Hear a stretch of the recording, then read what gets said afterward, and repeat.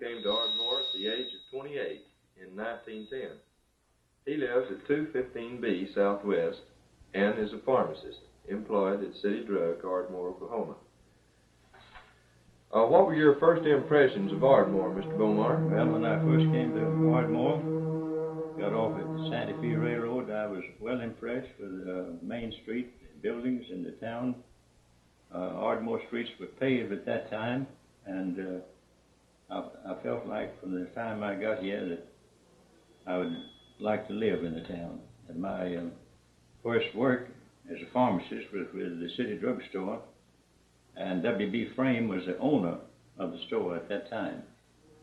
And I worked with Tom Frame, who is the druggist at Everett Henley's now. Tom and I worked together for many years in this drugstore. I believe you married a young lady by the name of Robinson. Yes, I married Joe F. Robinson's only daughter, Nora Robinson, and the second year after I came to Ardmore in 1911. Would you tell us a little about what Mr. Robinson did, sir? Mr. Joe F. Robinson was a town builder. He was a promoter. He dealt in real estate, was quite a promoter. He built the Streetway of Ardmore, from the Whittington Hotel to Lorena Park in the northwest. He also built the Robinson Opera House that we'll later talk about. And in general, he was a town builder, built many resident houses, and was really a moneymaker. Would you tell us something now about the Robinson Opera House? When was it established, sir? I see the Robinson Opera House was established in about 1904. Of course, that was 7 years before I came here, I don't know. In the upstairs of what now is known as the Von Weiss building. Do I have to go ahead and read and say this now? Yes, sir. Go ahead, sir. What about that? Talk a little bit louder, sir. It was established by Joe F. Robinson, father Frank Robinson, and Nora Robinson Bomar. Nora Robinson, who later became the wife of W.S. Bomar in 1911. Mr. Joe F. Robinson was also a town builder. He also built the Streetway, which extended from the Whittington Hotel to Lorena Park, which was near the Roy Johnston home in the northwest. The Robinson Opera House occupied the entire second floor of the Von Weiss building.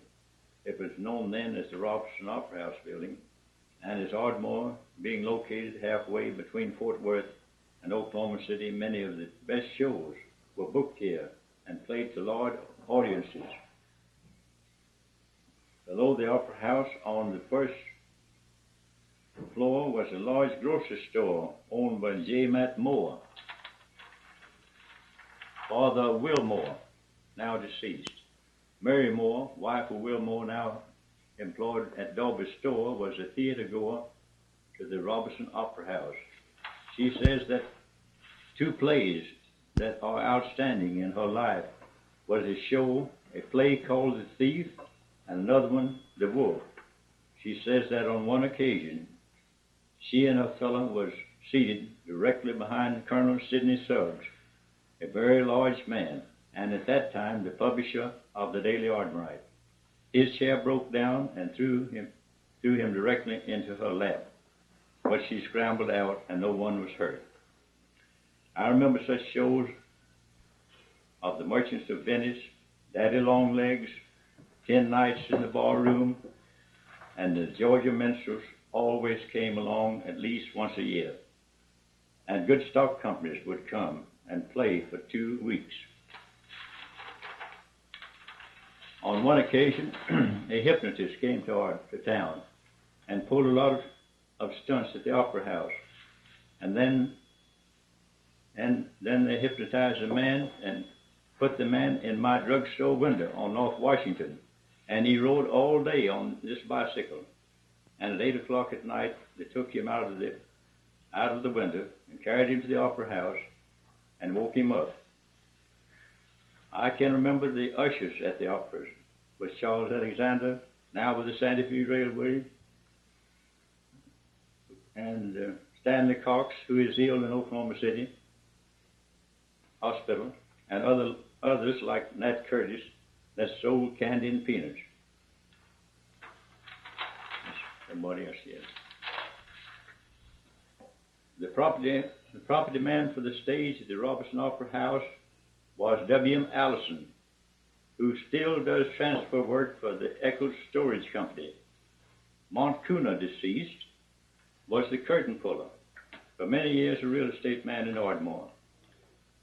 Carlton Wilkes, who now lives in California, was another important stage man that was always on hand. Important men I can remember who were always on hand to buy tickets. In the early days were Bert Foster and his brother Will. They always bought seats in the dress circle. Bert and Will were the owners of the light, ice companies at that time and practically all of the utilities. Others outstanding theater goers in those days were Homer Hinkle, Mark Kirkpatrick, Charles Von Weiss, Hugh Wymore, John Nichols, Mr. and Mrs. Charles D. Carter, and Judge Stilwell Russell.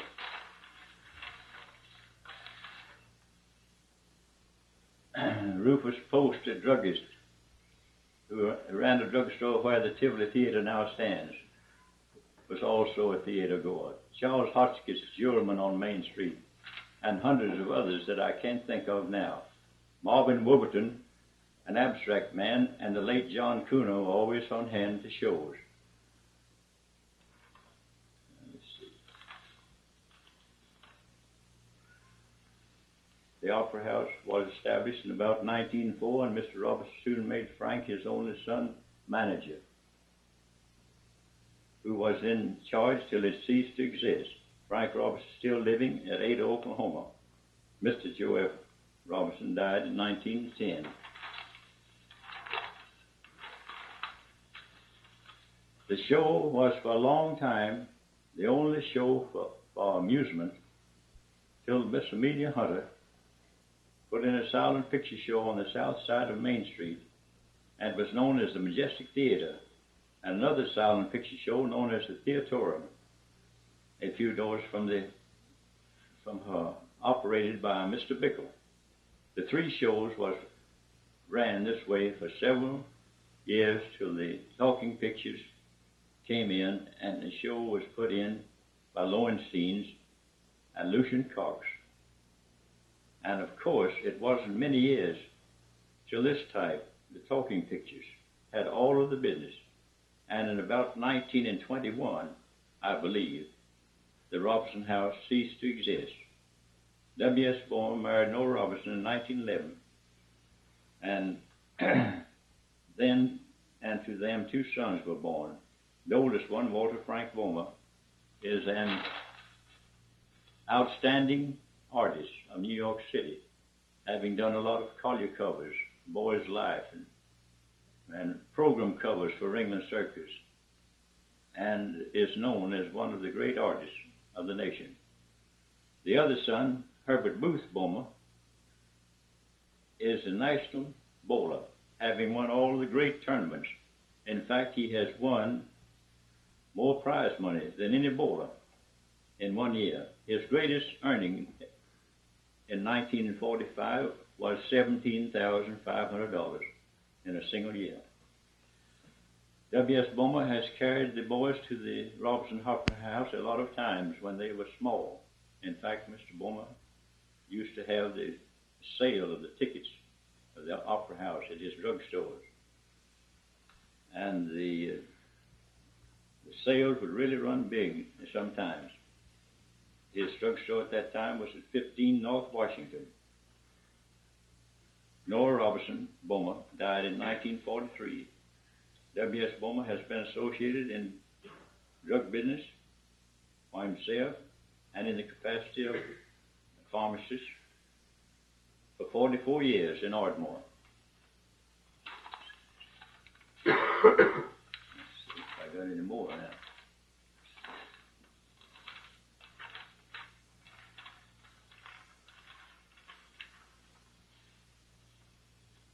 This being the only show place in southern Oklahoma at that time, the Robertson Opera House drew people from Madill, Duncan, Gainesville, Davis, Suffolk, and all of the towns in a radius of 50 miles, and was an outstanding show place for many, many years. Pardon me. Mr. Bomar, could you tell us something about how the Robertson Opera House was decorated? Well, as I remember, it was very plain white walls, and the chairs were not as modern as they are today, but most of them were very substantial. And I just can't remember what kind of pictures, if any, were on the walls. I don't remember much about that part of it. Could you describe the evening dress that was worn by the ladies and gentlemen that attended the operas at this time? Yes, the people in those days, when they dressed more important, looked like than they do now when it comes to evening dress. As I spoke of a while ago about Mr. Foster being a theater goer, and owner of the light company, he always wore one of those tall silk hats and a Prince Albert coat, and dressed in very fancy style. And his wife was dressed in very appropriate evening dress for those occasions too. Most of them people at those days, when they went to dances, wore tuxedos or something like that. What opera, if any in particular, made the greatest impression on you, sir? Well, I believe that possibly the Merchant of Venice was an outstanding picture as I remember. And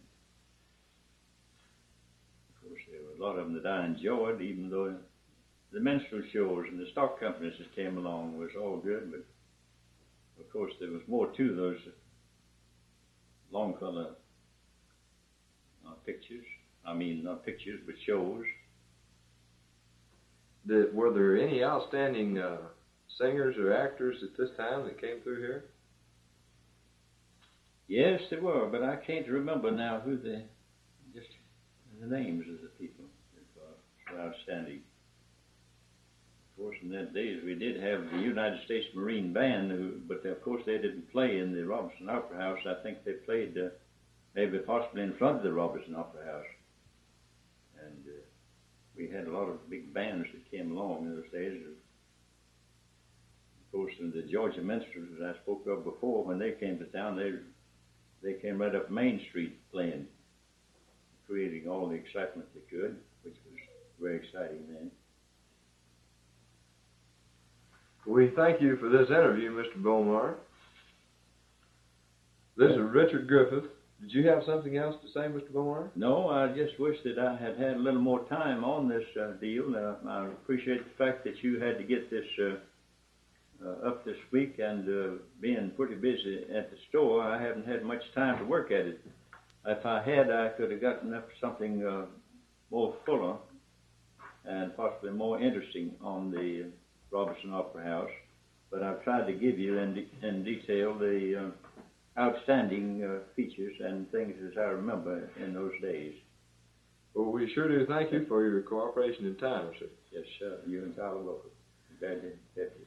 This is Richard Griffith, senior in Ardmore High School, class of 1956. This interview was made at 215B Southwest, the residence of Mr. W.S. Bomar in Ardmore, Oklahoma. Good.